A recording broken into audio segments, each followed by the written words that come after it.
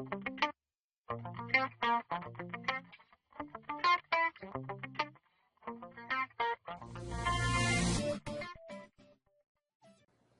afternoon, everyone, and thanks for joining us today. This is Kevin with the Local Search Association. I would like to welcome all of you to the LSA's webinar series. Today's webinar is titled The Ugly Catharsis, From Media Company to Marketing Agency, and will be brought to you by our special guest presenters, Gordon Borrell and Greg Harmon from Borrell Associates. With that, let's get started. Over to you, Gordon. Thank you very much. Thank you, everybody, for attending. Greg Harmon is on as well. Greg, thanks for being with us. Greg is our heads up of our SMB research and has got a role in part of this as we look at what SMBs are doing. For those of you who haven't seen or participated in our presentations before, they're fast-paced. They can be a bit challenging, hopefully not quite over the edge of being annoying. At the very end, there's lots of data here. We're a research company, so you're going to see a lot of information, which we will zip through. So you can sharpen your pencil and take a whole bunch of notes, or wait to the end to find a URL where we will give you a place to download the presentation. And at the very end, as you download it, the first thing you'll see when you go to that URL is a survey. You just fill out the survey and then click Submit. When you click Submit, the presentation is downloaded. So lots of stuff here. We are accustomed to taking questions during the presentation. So please type them in. And Kevin, if you could interrupt us, we'd be happy to take it. It's a little bit easier when you're referring to a slide, right at that particular moment to take the question than it is to go to the very end of the presentation. So feel free to ask questions throughout. So a quick plug for our conference. It is March the 3rd and 4th in New York. Would love to have you there. There is a special code for Local Search Association members. And I'll show you that in a moment. But this really is kind of a bring everybody under one tent type event. So there's a lot of directory people and newspaper people and TV people and radio folks and internet pure play people all doing the same type of thing in digital. And it's great to hear what they do. The code is LSALOAC. So if you go to our website, BorrellAssociates.com, type in that code when you register, you'll get a $100 discount. So let's go with today's webinar.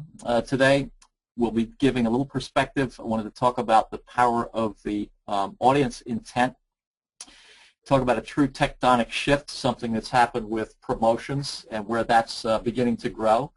Trends in print directories. I want you to prepare for the future. We just published a report yesterday, The Future of Legacy Media, and we'll provide a little bit of information on that, talk about the agency phenomenon, who's doing it, so getting into the presentation of what you're expecting today, take a look at the SMB's demand for services, talk about rates, margin, and some of the ugly issues, then talk about, sorry, I had to close my door, somebody's talking outside, conclusions and recommendations, some of which I think are going to shock you. So let's get moving. We'll talk about the power of audience intent. This is a fantastic graphic for those of you in the Yellow Pages industry, and what it shows that, everybody talks about the amount of time spent in a particular medium. But when you take the amount of time spent divided by the dollars spent to reach that particular audience, you come up with this type of chart. User intent is extremely important. So when people are opening up a directory, they are, of course, wallet ready and ready to buy something, ready to find somebody and go out to eat or hire an HVAC guy, etc. So this is really important to know because people with massive audiences think they're in charge and have an awful lot of opportunity in digital, and they do, but not quite the way they think. Look at broadcast TV and radio, big mediums that chew up hours of people's day. But in terms of where advertisers are willing to spend a whole bunch of money for the amount of time online, fairly low. The reason I think this is important as you're looking at getting into digital services is those of you in the directory business really do have the right mindset, and that is it's all about search, finding a particular business, locating a particular business. And that business model or that idea meshes very, very well with what we see happening online.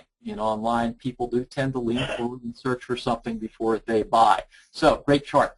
Over time, there are winners and losers in time spent. The winners we're finding are in cable. Lots of cable viewing these days. Pure play mobile is getting pretty big in terms of minutes being added. And we see great losers in radio, newspapers, broadcast TV, magazines, etc. So there are some time shifts occurring now and over the next 5 years. The winners and losers here, and this is kind of interesting as we get into whether you should pursue digital services. Legacy media, all those pre-internet, let's say, in the last 5 years, there was a net gain of 1.7 minutes a day. Not much. It was just pretty much flat. And you can see the shift. It was from legacy media to digital media. But from 2008 to 2015, if you put it all together, 19 minutes less per day with media. So we think consumers are beginning to say, enough. They're not, you know, they're spending too much time on Facebook, too much time with their noses down on mobile devices, too much time watching television or this or that. So this is a pretty dramatic change. We think that audience value plays a really big role here. And nobody's playing in that upper quadrant, and that's where the race is, where audience value is high and the time spent with the medium is very high. So that's kind of what's underlying it. We think directories that play way down there at the bottom and audience value being very, very high, and online, which is starting to move up in terms of time spent, linking the directory opportunity, the printed directory opportunity with the online opportunity, we think is very important and actually a pretty exciting opportunity altogether. So you hear about these tectonic shifts and fundamental changes in business models and things like that. It's mostly a bunch of crap. Things are pretty much the same. But there is one really big thing that has changed. And this leads into digital services and why they're beginning to be so big. And that is in 2007, the lines crossed. Local advertising was always a greater expenditure than local promotions. And that changed in 2007. And look at the shift in those lines. Local advertising went down and down and down and down. It's going to be coming back up a little bit more, but may never get back to the $133 billion level, or not, you know, anytime soon. And promotion spending goes up and up and up. And I'll tell you why. And I'll define promotions in a moment. Promotions spending is going up and up and up because over the past decade, maybe a little bit more, advertisers have been trained to put all of their stuff online. Their hours of operation, their coupons, their inventory, if they're a real estate agent or an auto dealer or whatever, allow people to order online. So think about it. They have the medium at their disposal. The deer have the guns, guys. And so they're plowing more money into stuff that they can control. The fact of the matter is they really don't know how to do this stuff. They don't know how to manage it. They don't know how to craft an email. They don't know how to craft a headline or a subject line on an email that will create a whole bunch of responses. They need you. They need marketing people. And that's why these digital services are growing so much. So what are these promotions? They're coupons, discounts, rebates, contests, events, sponsorships, signage, and a whole lot of digital stuff, which we wanted to talk about. That includes web presence, or hosting, marketing support, public relations, ad production, consulting, and research. When we look at online marketing expenditures, most people are going after the advertising piece, that gray piece, the 23% of what businesses spend on their entire marketing presence online. Only 23% of it is in a banner ad or a search engine advertisement or a video commercial or things like that. You know, the other 77% is in all these services, and that's why they become so popular, because they're so damn easy to sell and there's so many of them. Their website design and hosting, you know, the whole list of them. So we're seeing a pretty big increase in growth in these online coupons and sponsorships and proximity marketing. I'll demystify these in a moment, sort of boil them down and show you what other people are actually selling, what the pricing is of that, and we'll talk about margins as well. So it's a huge amount of money. It's $570 billion. Remember the previous slide, $133 billion spent on advertising 10 years ago or so? $570 billion spent on all of this digital stuff, only a fourth of which, or less than that, is in digital advertising. This is how they break out, and there's a lot of data on this slide. I'm going to zip through it pretty quickly. We talk about web presence. That's mostly design and maintenance and hosting. Online public relations, that's mostly managing people's email accounts. Online marketing support, that's mostly search engine optimization, a big category. And online ad production, it's basically brokering out advertising that goes on other people's sites. Also a pretty big category. A little bit of trouble with this if you look at all the businesses out there. This is how 22.6 million businesses in the United States spend money on online marketing services. And as you can see, 20 million, that very top line, 20 million of the 22 million have less than 10 employees. So that's almost all of them right there. They spend a very small amount. So you might not want to focus on those folks. Now, in reality, they're not spending $9. You know, they're spending, some of them are spending hundreds of dollars a year, and a lot of them spend nothing. But I just wanted to get you clear, there's very small amounts of money being spent, and the smaller the businesses, the tougher it is to squeeze dollars out of them. So let's talk about trends in print directories. You know, that's what's happening in digital services. What might be propelling you, or what might be the reasons that you go into selling these things that don't quite look like advertising but look more like services? What happens to the print business in the near future? This is what happened in the past all the way up to 2013, and from there on is what we think is going to happen. Now, 6.1 means billion, so it's still a $6.1 billion industry, and a lot of the decline is from books disappearing and from ads shrinking, but not completely going away. So those of you still in the business, congratulations. You probably made it. There might be a little more shrinkage later, but mainly from other books kind of disappearing and folding. The business is still out there, but reality is it's not going to flatline like newspapers are right now, and radio is. It's going to continue to decline. So I think the only prospect for growing your business, if you want it to grow, is going to have to be going into some of these digital services and to convert your business. Otherwise, you're not going to have a very bright future. You'll probably have a decent one. Revenues may decline. Your margins may be pretty decent, but it's not going to be a growth business ever again, just on the print side. Hey, real quick, Gordon, we have a question. Yeah. All right, it was from the one with one more back, I believe. Was the spend per size of company an annual spend or a monthly spend? Yeah, isn't that depressing? It's annual.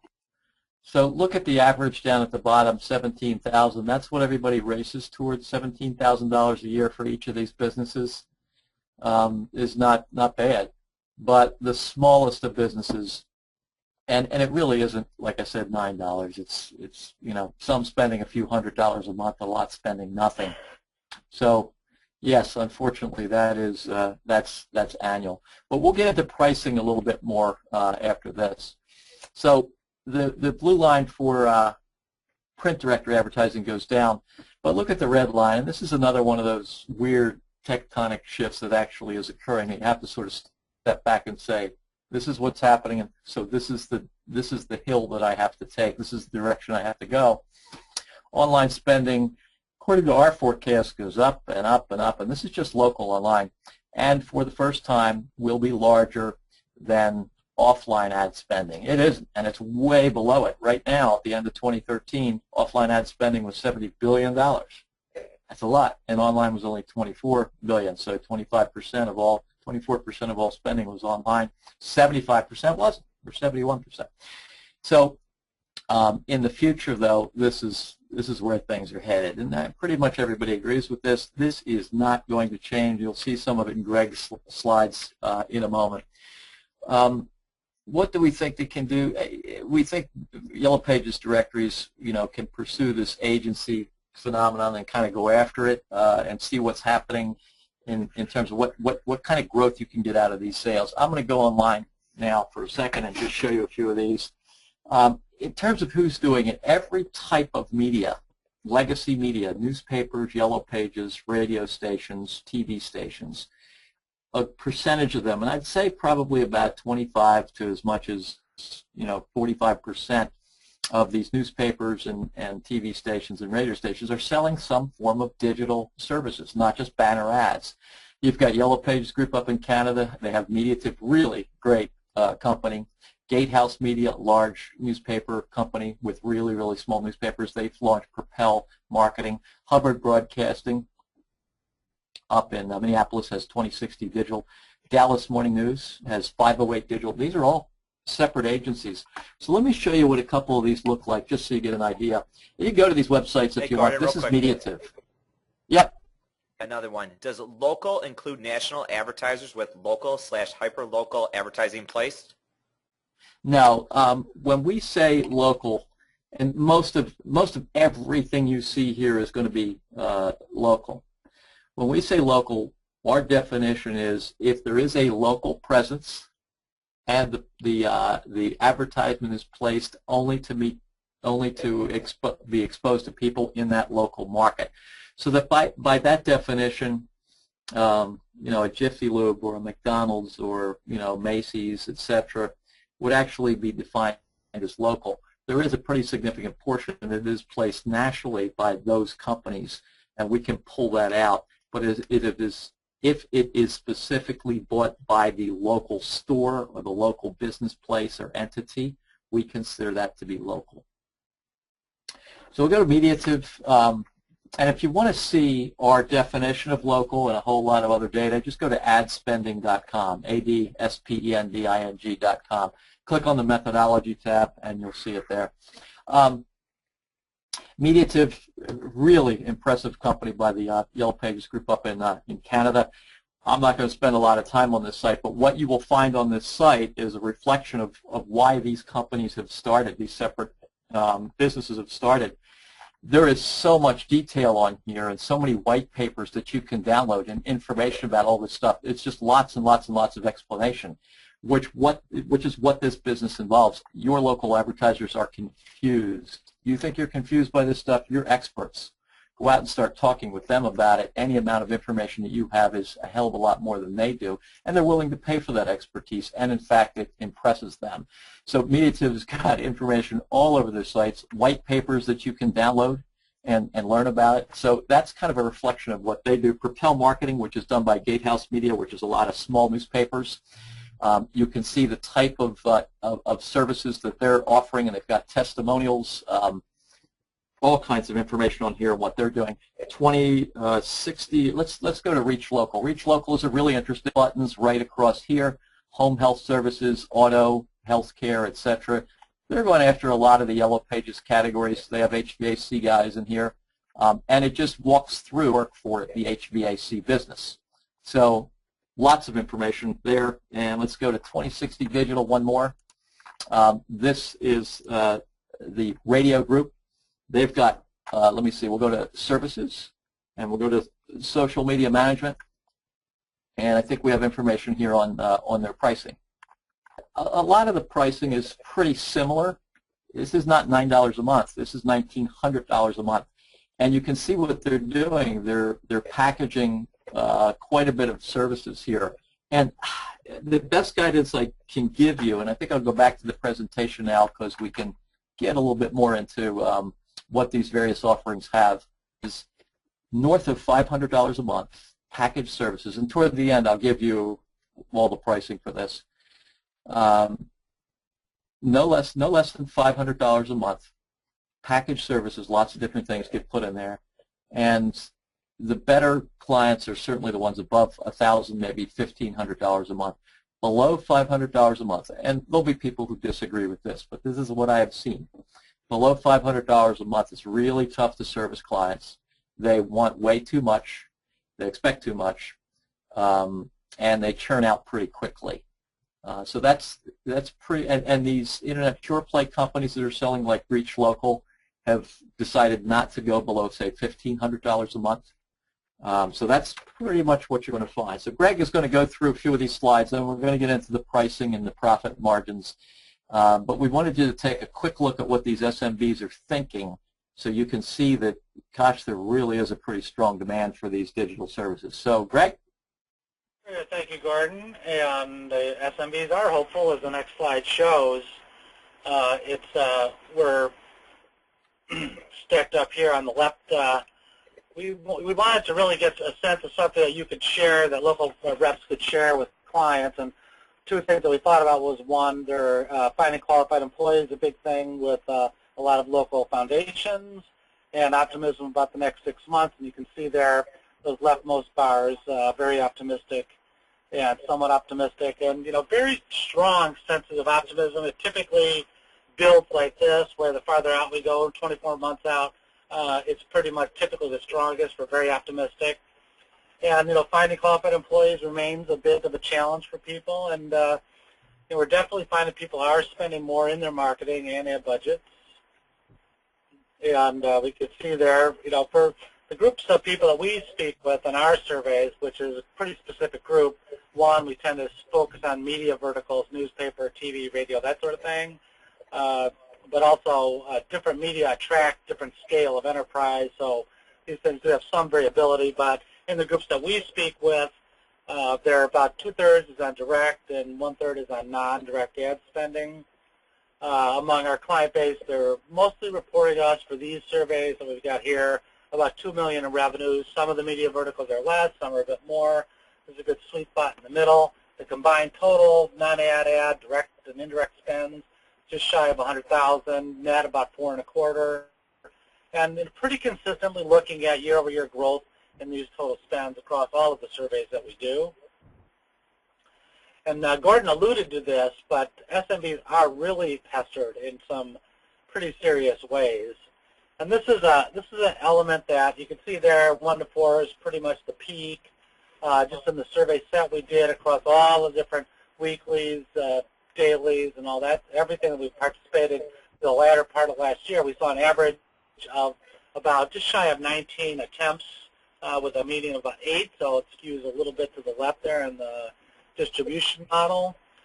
And I think what's really interesting about this is as you look at the different scales of enterprise, number of employees, total gross revenues, this goes up. And so, for example, television stations tend to have the top of the A list in any local market, and they're getting 35 or 40 attempts to speak with them every month, and many of them will speak with 10 or 12 of them.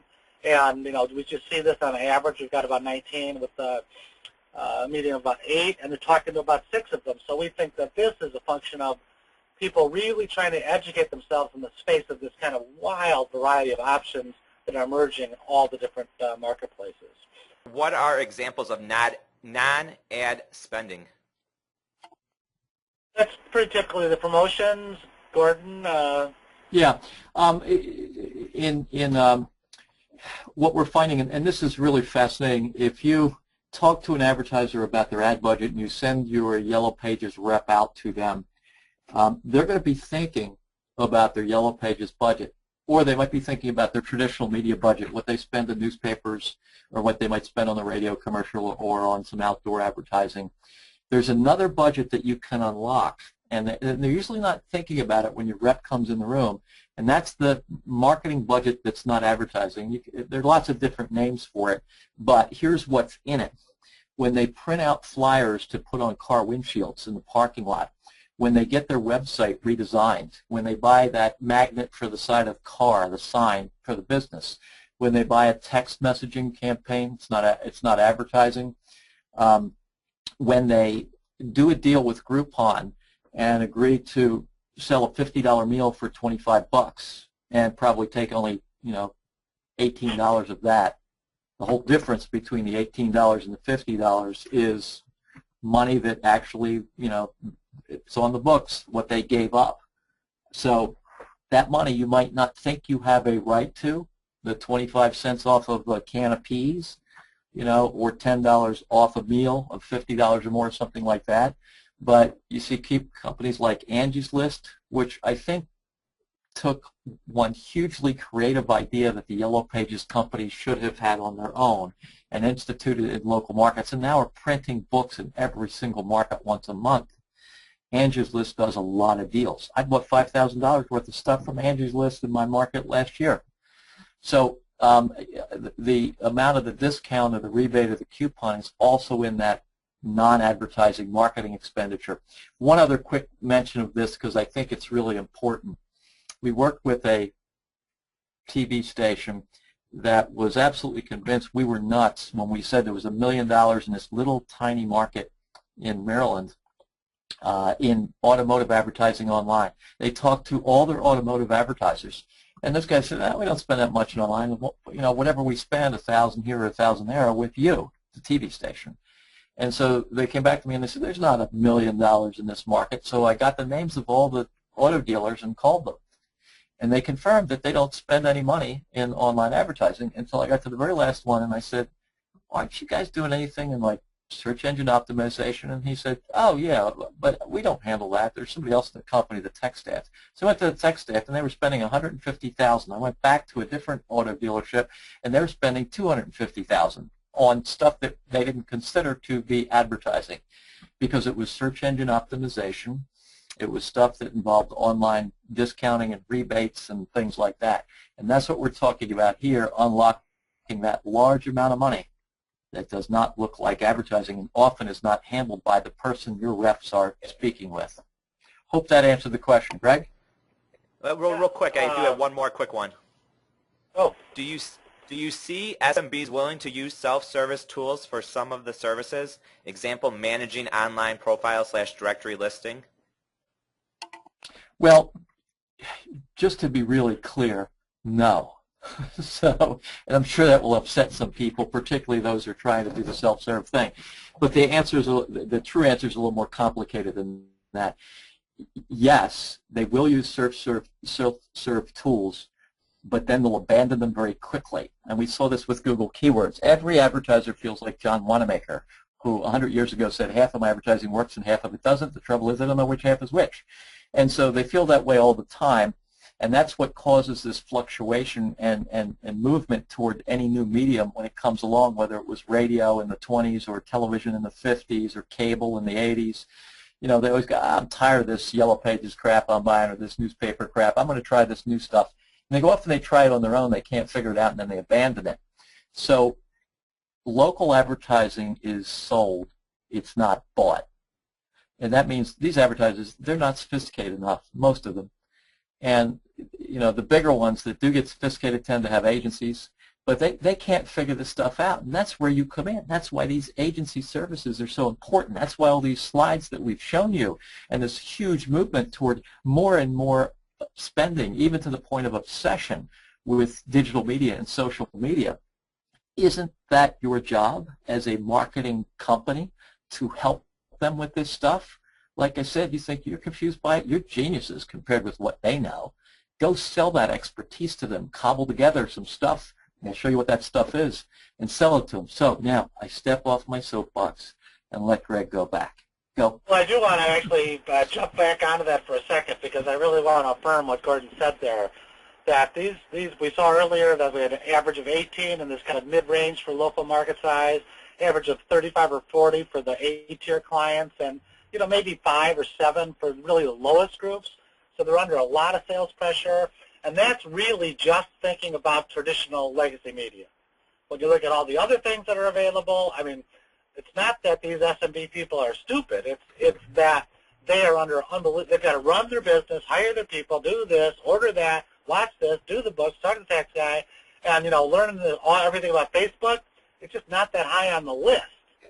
And so they're under just vast amounts of pressure. And they're looking at digital, as you can see here, and mobile, I think, very significantly, you know, sort of to ease this, but also to kind of, you know, get their eggs kind of in the same neighborhood. So I think that thinking about online growth, they're all thinking about this consistent across every type of vertical, every media. It's always there. Online digital is at the top. And the next one over there to the right, mobile. Right now we've got about a quarter, maybe some markets a third of local companies over there on the leftmost have talked to, are thinking about mobile with Pitch Mobile. They've only spent 5–10% of spend on it. They're a little bit stable there, but mobile is definitely in their sights. And then if you look over there to the right, print directories, you see a couple things interesting about this three set of bars. Number one, very stable. Number two, very few people intending to grow their spend. Lots of people looking to decrease their spend. So just got a lot going on with respect to what's going on for there. And local newspapers are in that decreased group too. And SMBs, Facebook, this is just pretty amazing. We see this is talking to scale of enterprise, that sort of thing. Though depending upon the scale of enterprise, we see sites with, or not sites, businesses with 500 at the low end, with 5,000 at the high end. That's kind of the range for SMBs, 500 to 5,000. We know from research we've done that they're pretty unhappy, and this alludes back to something that Gordon said a little while ago. They're, using the DIY solutions is kind of a big problem for them, but, they're thinking about this all the time. Facebook is by far front positioned.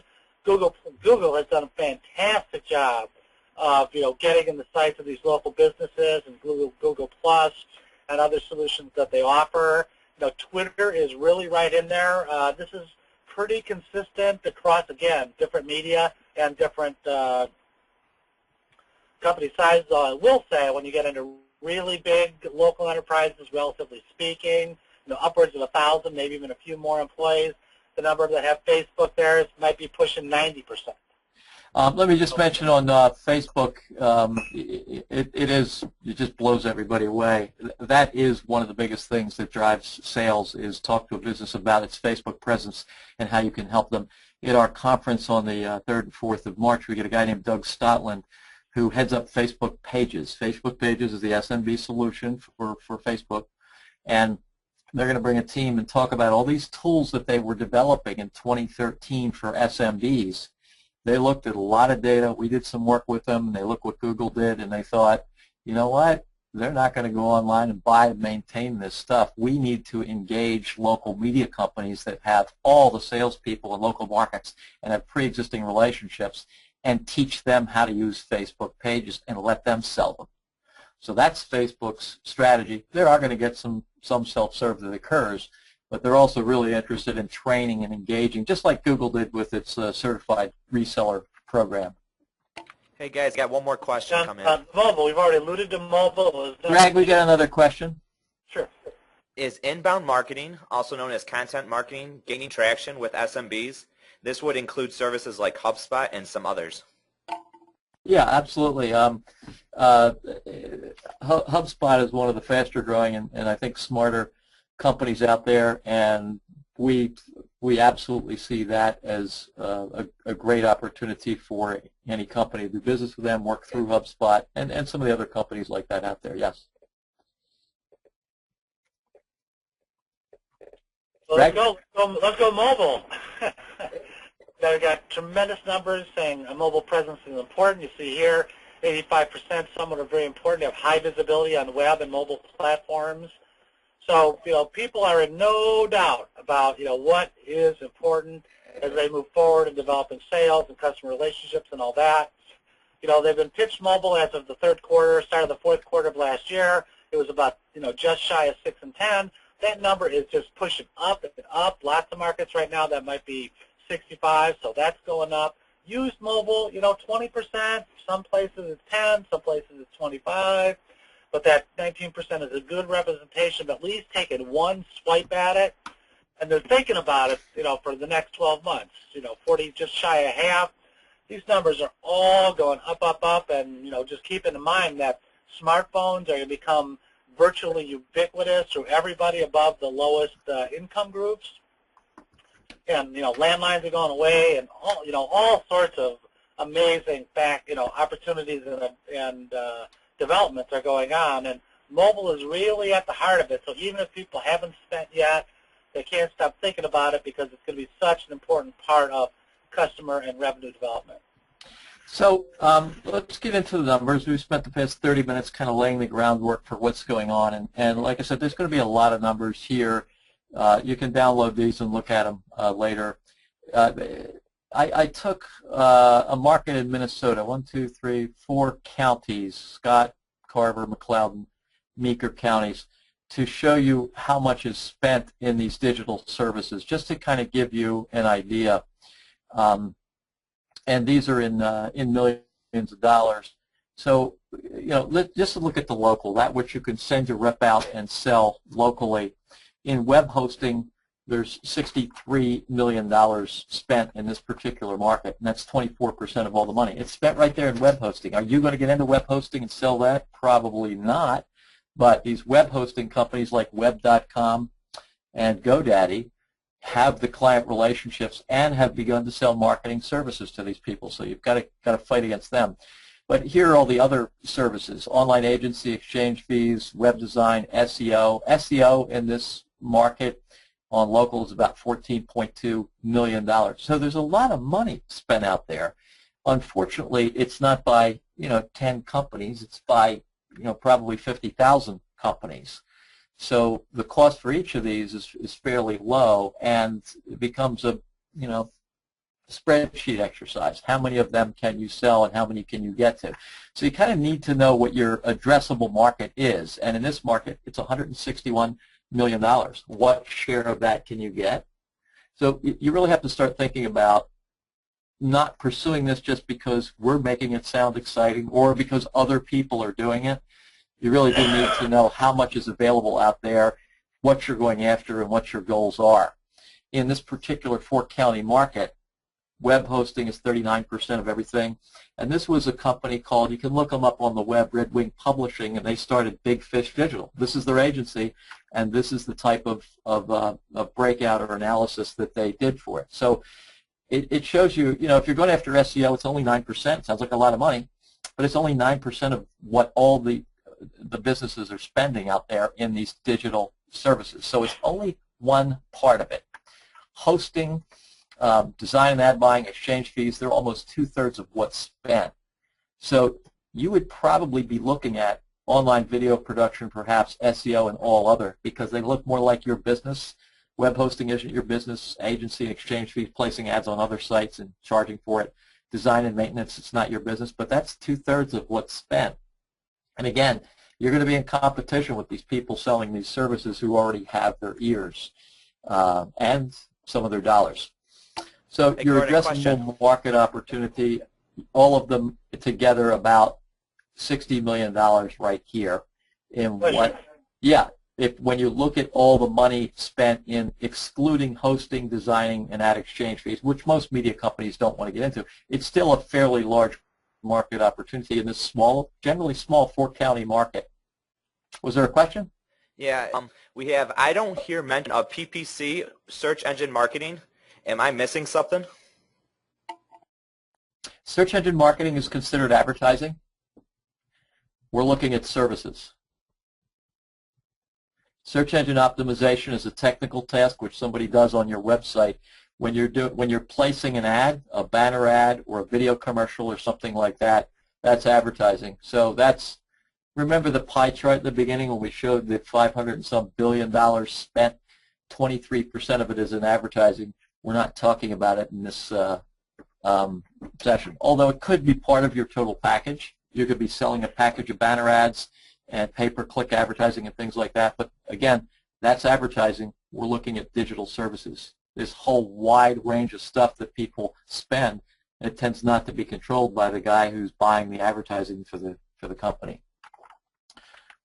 Okay, so what we find again is that media companies tend to like to move in the direction of stuff that they understand.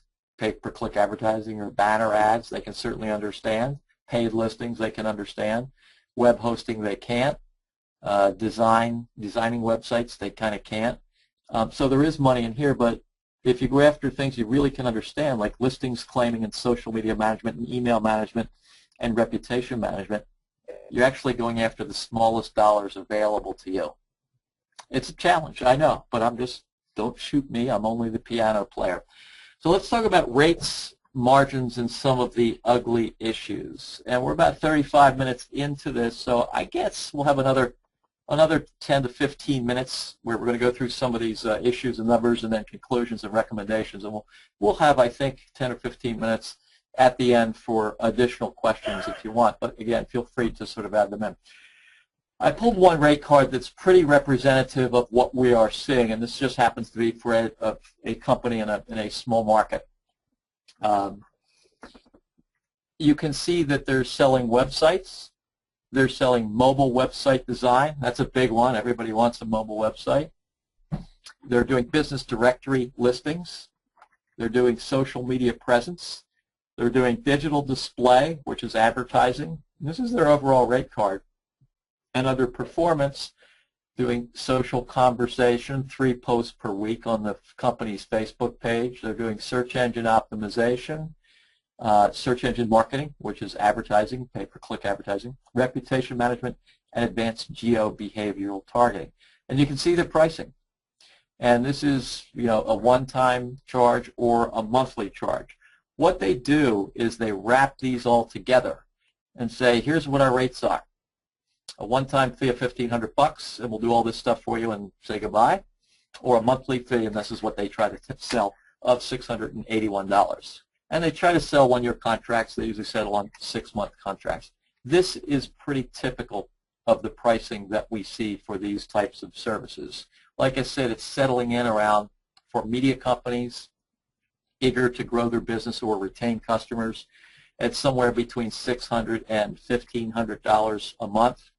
And for the Internet pure play companies, most of which are publicly owned, or many of which are publicly owned, and need to prove performance and profitability, they tend to push it up higher and start at $1,500 a month and go up to $5,000 a month. So, sure, you're all asking, what about margins? What we have seen, we work with about 1,400 companies across North America. And not all of them, a good portion of them are doing digital agencies have created them. The pace certainly has picked up in the past year. It started about 2.5 years ago. So we're only working with maybe 2.5 years of revenue performance or history.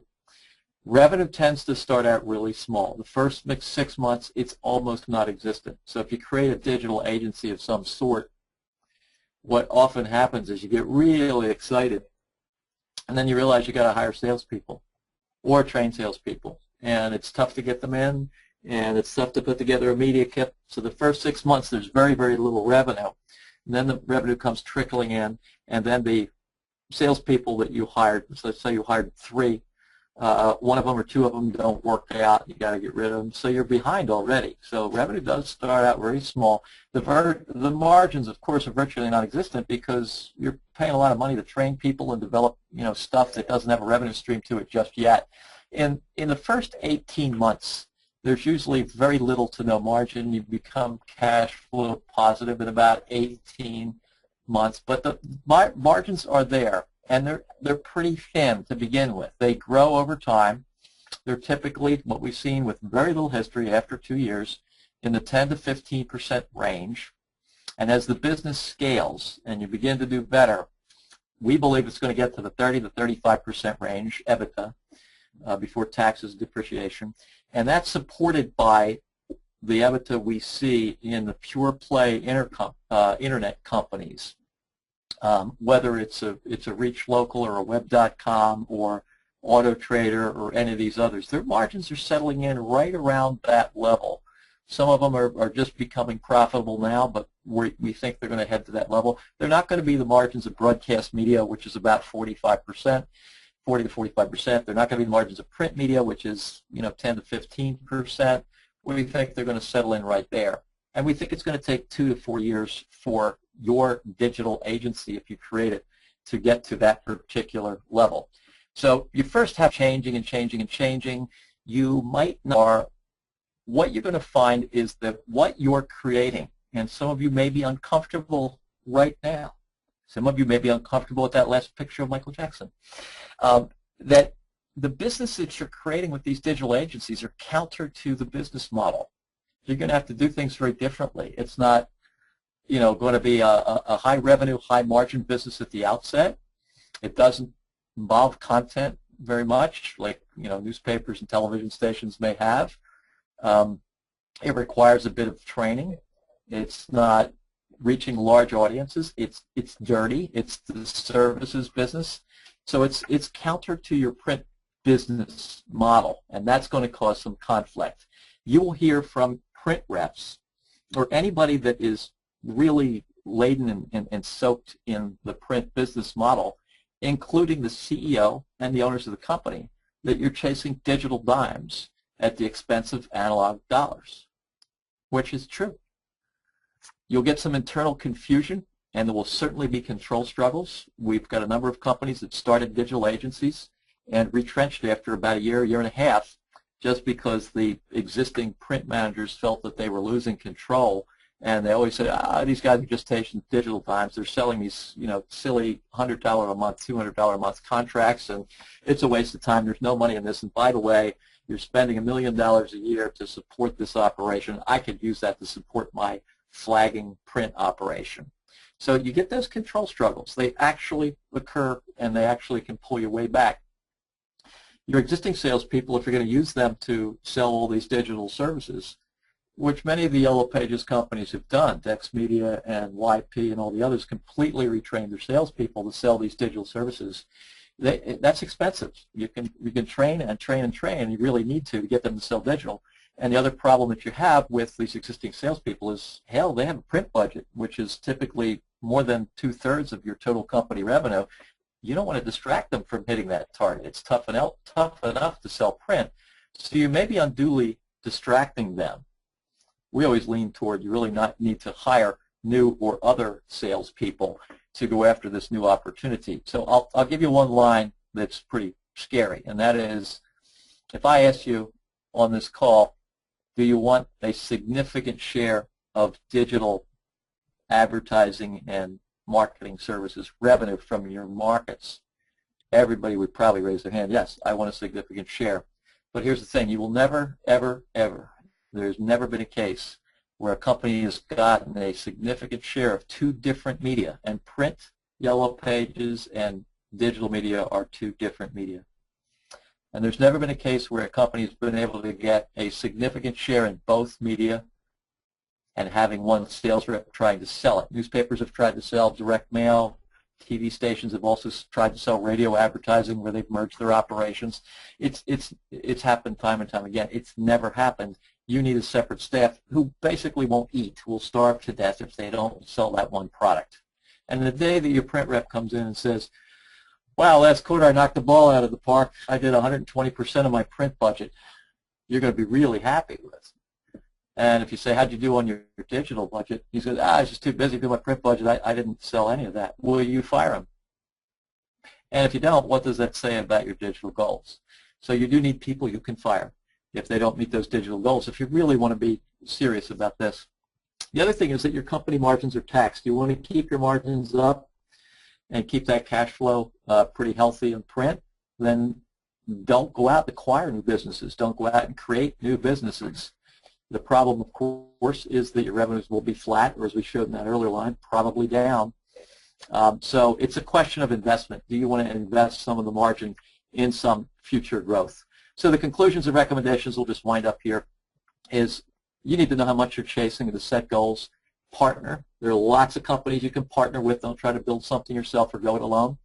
Some of those companies I mentioned, Reach Local, Local Edge is another one, Propel Marketing, and Radiate Media, there are loads of them out there, will partner with you. Buzzboard's a great one, and help you select the type of products that you want, provide dashboards to sell to advertisers. Great stuff out there. Build slowly, don't invest very heavily. The market changes pretty quickly, and what you're putting all your money in today might not be great products, 2 or 3 years from now. So go slowly and carefully. Expect profitability almost from the outset. If you don't build these operations to things that are selling and have profit to them, you're going to get deeper and deeper in the hole, and then somebody's going to say enough and shut it down. So profitability really needs to be a big part of it, just because the marketplace changes so quickly. You can't build stuff on spec. Train reps, and train them again. Really important. Last slide. We did a report yesterday on the future of local media. If you want to see a copy of it or look at a video that I did, just doing about a 2-minute summary of it, go to our website. But what we said was that over the next 5 years, there are going to be 3 types of local media companies that form. Legacy-centric companies, multimedia local media companies, and pure-play digital. We know what the pure-play digital are. They have no other assets than the company that they're they're pursuing. Angie's List, Yodel, Reach Local, Yahoo, Google, they're all pure-play digital companies. So legacy-centric companies, it's all about the core product. Digital revenues are going to be less than 10% of total sales for these companies. Everything they do in digital is beneath the organizational structure of their print company, or for radio stations and TV stations beyond broadcast. The vast majority of local media companies can fall into this category, although they feel or believe that they're going to be multimedia companies. They aren't, because of that one key organizational issue, and that is everything that they do in digital is beneath legacy media managers who will bend and form the digital media to meet the legacy media needs. There's nothing wrong with that, but you need to have eyes wide open as you decide what type of company you want to be. The multimedia companies are going to have separate digital visions that will pursue completely new dollars and new budgets altogether. Their digital revenues, we think, are going to be 40 to maybe 60% of total ad sales. It's much like, the Internet's a very separate medium, as television would be separate from radio, as newspapers would be separate from television. And that's why a company like Gannett doesn't have one rep selling TV and radio and newspapers and markets that they're in, or Cox or any of these other companies that have all those assets. They have completely separate digital visions, completely separate sales staffs, and these companies will have the same completely separate digital staff. So, the big question is, which one will your company be? Will you be legacy-centric and everything will be under your legacy media managers? And there's nothing wrong with that. As I said, it's a decision that you have to make, and the digital revenues will be a nice little adjunct, maybe 10% of total gross revenues. Or you'll be a multimedia company and say, we're really going after this and we want our company to continue to grow. We're going to sacrifice a part of our margin to get into this new business. We're not going to look at it as a product extension, using existing resources to go into selling digital services. We're going to look at it as a new enterprise or a new venture, and we're going to add resources to it. Maybe 2 or 3 or 4 salespeople in smaller local markets, at least initially, and then 5 or 6 or 7 as it gets more and more successful. So, time for questions. We've got about 10 minutes for questions. That's the URL. We'll leave it up for about 4 or 5 minutes. If you want to write it down, you can go to the website, fill out the survey, click submit, and download the presentation. So, Kevin, questions? All right, great. Thanks, Gordon. First question. You never came out and said it, but would like a definite answer. Do you think print yellow pages will disappear? And if so, when? No. I really don't think they will. It's and the reason is history. No medium has ever died. Print has a very different experience. And right now, the digital people on this call are laughing and shaking their heads, and the print guys are going, yay. But there's never really been an example of one medium dying out as a result of a new one coming along.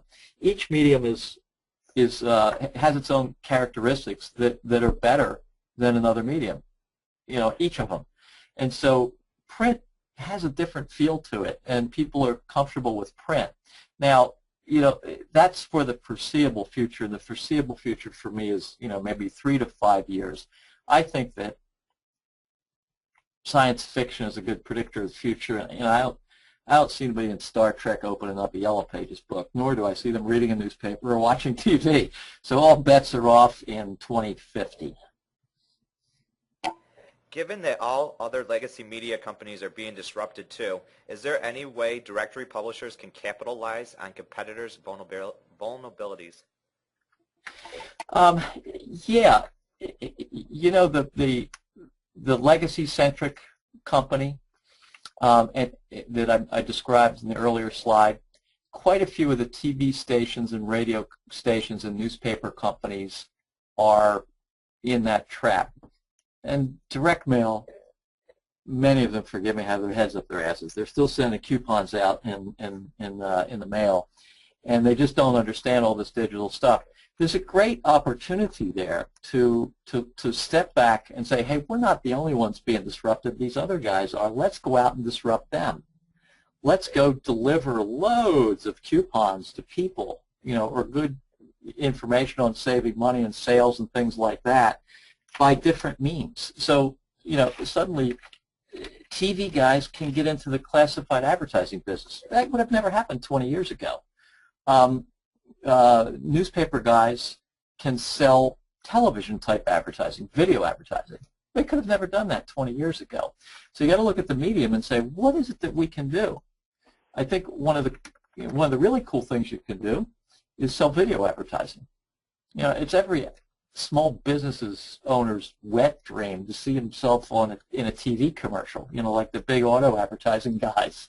And you can sell them like crazy for thousands of dollars to most local businesses that would love to have a somewhat professionally done, and I think you need to be about 18 to 22 years old to be a professional video editor. It's really simple to do.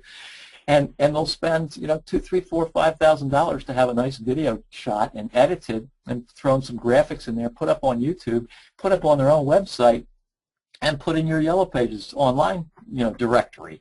And it increases their search engine rankings if it's in the YouTube frame on their website. So think of it, that way. How can you disrupt other media and other channels? Direct mail has got a really big decline. It was the largest medium of all. But people aren't paying bills and writing letters anymore, and that money per stamp subsidizes the post office, and they're having to raise the rates on direct mail. So what are people doing with all these coupons? How are they reaching people? How are they sending out pamphlets and brochures? They're just diverting a lot of that money to this online stuff. So yes, you should look at your competitors and see where they get their large chunks of money that you don't get, and figure out a really cool and innovative way to go after that money. So go after other people's money. That's a lot funner than trying to protect the erosion of your own. All right, I have one more question. TV guys are doing classifieds. They get no traffic to their web properties. Are they willing to promote such things via broadcast ads or editorials or mention on newscasts or other locally produced programming? Like somebody was on a highway and just almost got hit by a truck. Interesting question. In the first 6 months of launching this wonderful idea of putting classifieds on their website, yes, they promote it. And then after that, they kind of forget it. TV and radio people tend to kind of have short attention spans. They're very, very smart people. But like many of us, there are so many things to do. You jump on the greatest new idea and you run with it for several months until the next new greatest idea comes along, and then the other one becomes old. So what's the problem that the TV guys have is that they do have or have had a lot of traffic to their websites, and now it's being converted to mobile. In a lot of cases, these TV station websites, half of the traffic is coming from mobile devices, and mobile devices don't lend themselves to 15 banner ads, which is what they have on their traditional PC websites. And so the revenue is a big problem there. So that was a roundabout way of answering the question. They tend to not stick with some things, and that's a big problem for TV station websites. The local market doesn't see a television station website as a commerce website. They see it as, I'm going to go there and get my weather, or if they hear, they see an accident or hear a fire siren, they might go to the website to see what's going on. That's a problem. That's why I think Yellow Pages have, a really strong leg up in the marketplace, because they don't have this baggage of content in terms of news content that they're, saddled with trying to monetize somehow. The more value in people coming to the internet is with consumers or shoppers than it is with readers or viewers. So it's like that slide I showed you at the very beginning. Look at all the value on people in that 90 seconds a month that people spend with the Yellow Pages book versus 4 frickin' hours a day with television. If you can reap that much money out of the advertising community for 90 seconds a month, there's got to be some terrific mindset there that will help you convert that value over to, search on the web. Well, that does it for questions today. I would like to thank Gordon and Greg for conducting today's webinar. We really appreciate all the info. I would also like to thank everyone for attending. If you have any additional questions, please feel free to contact us at LSA, and we can connect you with today's presenter. Also, we are currently planning some exciting webinars for 2014, so stay tuned for those. For more information on our webinars, visit localsearchassociation.org/webinars. So thanks again, everyone, and have a great day. Thank you, everybody. Bye-bye.